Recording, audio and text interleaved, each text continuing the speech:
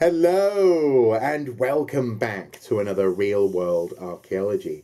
In this series we examine film and television from the perspective of an archaeologist, examining I suppose the balance between entertainment and accuracy, especially when it comes to portrayals of the past in popular media, popular culture. And often films get it wrong when they're trying hard, and often they get it surprisingly right when what they're focusing on is in fact the drama and the fun of the thing. So it's really not easy to predict which films are going to be historically accurate and which films are going to be just entertaining. In the past, for example, we've looked at the 300 and Outlander. And actually this year I really want to revisit this series. I've been planning on doing a couple of films for a while now, and I've definitely want to sit down and take a look at those in 2018. And some of the films that I'm going to be looking at this year include, for example, films that I've really tried to avoid in the past. Films such as 10,000 BC, for example. That Jack Black film, was it The Year One? That one? Or, for example, The Croods. And all these films are about prehistory. They're about a period, well, a huge, actually the vast majority of our time on this planet.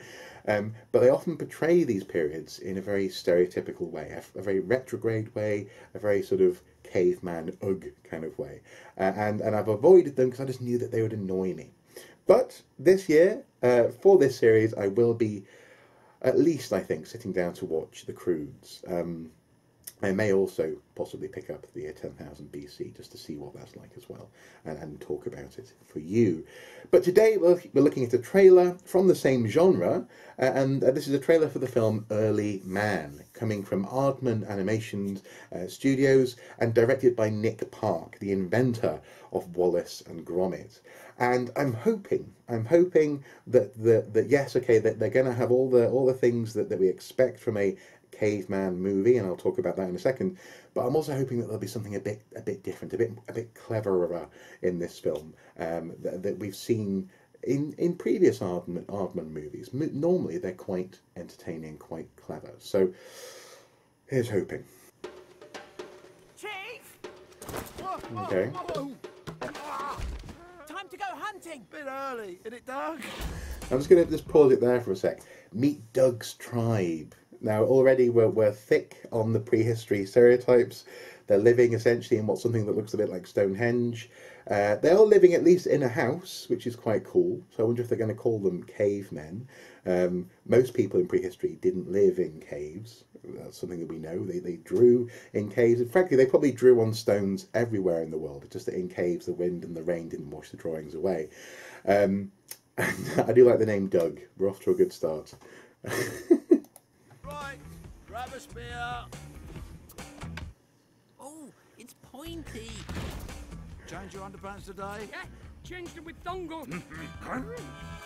Never mind. I quite like that. The humour's quite funny there. Underpants, that's an interesting question from a prehistoric perspective. Did they have underpants? They probably did. In fact, actually, we know certainly people at the height of the last ice age. So, oh, that's a good question. When is this set? Oh, because they're dressed like stereotypical Paleolithic people. So pre-Mesolithic, so pre the ice melting. But they've got stone monuments around them. That's a Neolithic Bronze Age thing. And they're not farming. So that means they can't be in the Neolithic, which is the period that comes just before the Bronze Age. Okay, well, there's a mishmash of Stone Ages happening here. And frankly, that is kind of what I was slightly concerned about, that they're going to squash it all together into the Stone Age kind of idea, which simply isn't true. But I'm enjoying the sort of the spears, the sort of the stone tools on the spearheads. Oh, it's pointy. But a new age is dawning. Okay. Shush, everyone! Attack!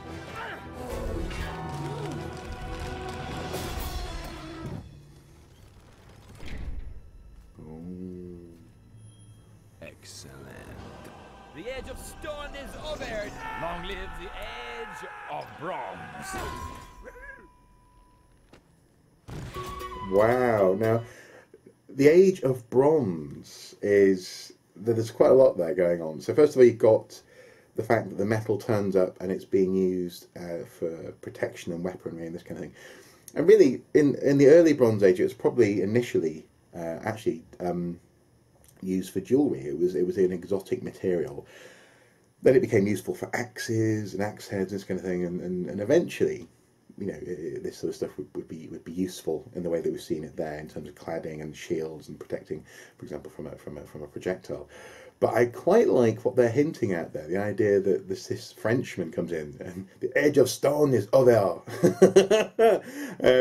And this sort of possibly, I don't know if it's deliberate, but might reflect the idea of, for example, the beaker people coming to Britain with their beakers and possibly being associated with new religious and technological developments, including, for example, things that we see happening in and around Stonehenge. So now there's lots of discussion over what that means, whether that actually means that people came here, whether or not just these ideas came with them, or spread across Europe and came to Britain. But okay, I quite like that. There's a hint of like a continental influence for the idea of bronze. That's quite cool. And I quite like the humour behind this idea that suddenly one day the Neolithic, the last Stone Age is over, and now it's the Bronze Age. But also, it looks like we're about to see some resistance to that concept. And this is something we do know definitely happened at places like Lepenski Vir, in particular, for example. People held on to the old ways of doing things. So in the Mesolithic type people resisted Neolithic concepts such as farming, which, funnily enough, actually, if these guys were Neolithic, farming, fairly settled, then actually they wouldn't provide such a contrast to the Bronze Age guy coming in. So I can see why it's visually more interesting to have typical Stone Age people coming up against Bronze Age people. So I might let that slip, even though we're talking about 4,000 years just going out the window. Anyway. Hey! Where have you been, the Stone Age? I've got to save the tribe. The arena's this way. So throw your sticks and throw your stones, 'cause you ain't good. Now, just want to just pause that just for a second there. I like that he's fascinated with what the metal object is. Again, this idea of something being exotic and being intriguing is certainly, as far as we can tell, what drove change. Elites in particular wanting bronze, and then elites wanting iron when iron came along. It's not that iron is a better metal. I mean, it is a better metal if you handle it properly. But at the beginning of the Iron Age, we know that early iron smelting techniques and forming techniques just made actually inferior metal to the bronze. It was softer, wasn't as useful, for example, for tools or for defence or for attack. So I like that he's fascinated by the metal. Where have you been? The Stone Age. It's a bit naff, but I also like. Now this again, it's over the top, it's ridiculous, but I like that what we have here is an individual who's driving a community, in this instance, to have an arena. Now, this is the sort of stuff that we do see in the Bronze Age. It's often called the rise of the individual, where people suddenly have graves with little mounds where only they are buried on their own. They're not separate. They're not taken apart. Their skeleton doesn't pass through the community, and as we see, for example, in some late Neolithic contexts, in particular, for example, in Britain and Northern Europe. What we do see though is that some people became very charismatic. And knew the secret, for example, of copper and bronze and tin and this kind of thing. And in places like North Wales, I've talked about in the past, you have the mould gold cape, where someone literally had clothes of solid gold. So some individuals were able to marshal the interest of the masses to certain goals. For example, dragging stones to Stonehenge, or other, there are other stone circles available. So that, funnily enough, even though this image here looks ridiculous it looks like a modern sports stadium basically, with a sort of medieval kind of vibe actually, the concept behind it may well hold water, this idea of the rise of the individual. I bet you weren't expecting me to like this bit. I bet you thought I'd be just ripping it apart, but actually there's something going on there. Anyway, on we go. Break my bones. Huh? Football. Caveman. Oh no, a caveman. Oh, they're not cavemen. They're not cavemen. They were living in a house, and frankly, most people in the Paleolithic didn't live in a cave. That's a shame. They've gone and said the word caveman. Also, is that a Trump reference here with the hairstyle? Who knows? You leave my tribe in peace. How dare you? No. I'll take him away and kill him.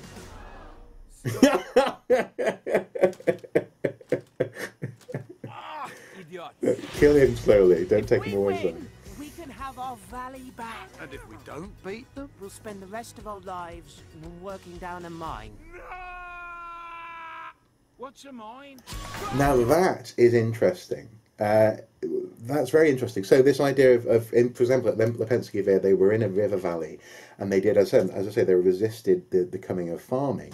So these Mesolithic hunter-gatherers. So that's cool that you've got sort of Stone Age people, whatever that means, resisting change and wanting their valley back. That we know happened in the past.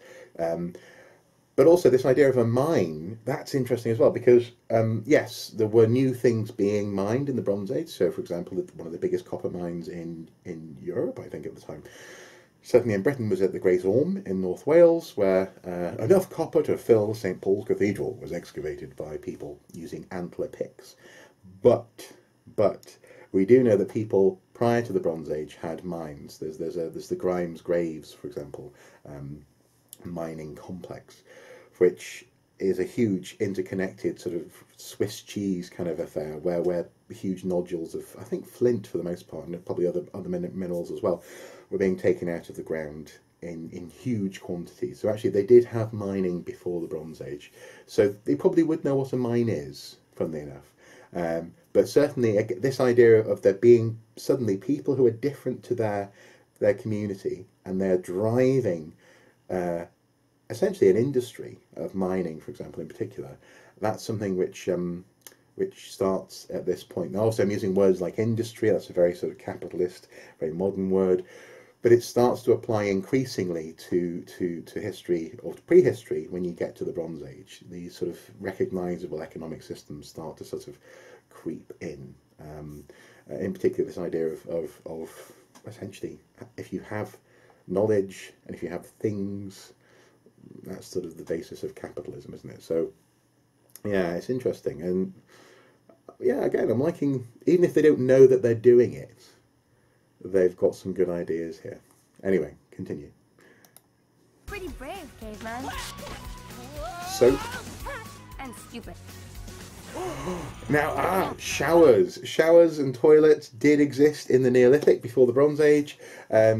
Well, probably showers, I mean, you just need a waterfall, I guess, for that. So, but we know they had, for example, quasi-flushing toilets at places like Skara Brae. So actually, I don't mind the fact that there's plumbing in this place. Soap, that's interesting. Chewing gum, actually, we know that chewing gum existed before the Bronze Age. And there would have been soaps based on chemical reagents. So, yeah, but I like it. Again, they're not putting it in there for me. They're not putting it in there for an archaeologist to notice. But I like that actually you can make arguments that this stuff is okay, oddly enough. And actually, we're not yet at a point where we're saying that these cavemen are stupid. They're not stupid. Even when they say, I don't know what a mine is, or I've swapped underpants with so-and-so, they're not, as it were, crude or uncouth. And I kind of like that.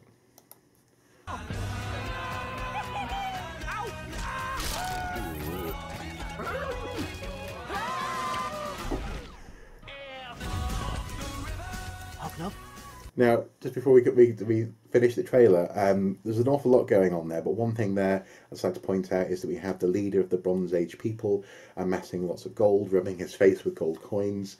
This is that precisely that kind of behaviour that we see increasingly in the Bronze Age. where there are some people who have and other people who do not have what that person has.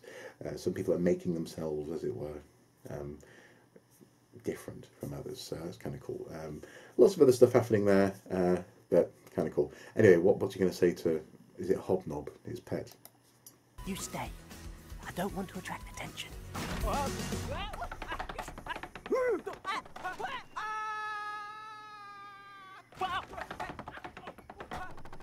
Oh. Okay, right. Well, I'll just go back to that. In cinemas, 2018 AD. I know lots of people will object to AD at all being used. You could say CE if you wanted to be all archaeological, but at the very least, you should say AD 2018. It should come before. BC comes after, AD goes before. But anyway, doesn't matter. They're putting it in there because it's a prehistory history gimmick. I get it. I quite like it. I quite like this trailer. Join the tribe. So there's more to find out at the website. And oh, Eddie Redmayne is one of the voices. Presumably he's Doug. Yeah, that's good. I like it. I'm going to watch it, and I'm going to give it the best chance I can possibly give it. I want to like anything that Nick Park does, and for the most part, he wins me over with his charming approach to character and to the worlds that he creates. So I suppose what I would say is that this film does contain, or this trailer does contain, some of those cliches, some of those slightly unfortunate stereotypes that people tend to put on to prehistory. This idea that prehistory was like or especially the Stone Age, as opposed to several different Stone Ages, or at least three, that happened for a reason, and it eventually introduced farming and so on and so forth. This idea that somehow everyone was living an UGG kind of lifestyle, and then suddenly we got going with being modern people, is very, very convenient for modern people, but it simply doesn't, it just simply isn't true. But I'm going to try and overlook that when it comes to this film. I'm looking forward to seeing it, and I may even try and watch it early, as early as possible, and do a little bit of a review. We'll have to see. But this year is a year for interesting archaeology history films. We've got Early Man, we've got Tomb Raider, a couple of others as well. So, yeah, 2018. So there you go, an archaeologist's perspective on the Early Man trailer, and I dare say probably more positive than you thought it might be. I'm pleasantly surprised, for sure. Anyway guys, as ever, until next time, do take care. Bye bye.